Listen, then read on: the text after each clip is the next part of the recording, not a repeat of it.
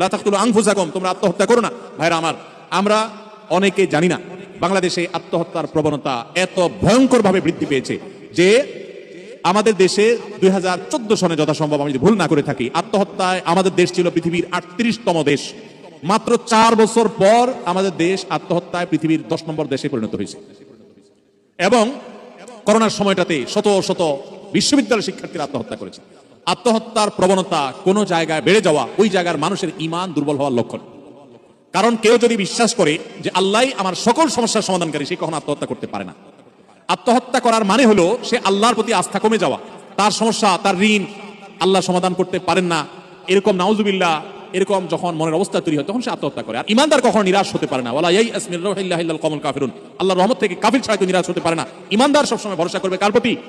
দেয়ালে পিঠ থেকে গেছে, সে বলবে শেষ নাকের ডগা নিঃশ্বাস থাকা পর্যন্ত আল্লাহর কুদরত আমি পেতে পারি, অপেক্ষা থাকবো।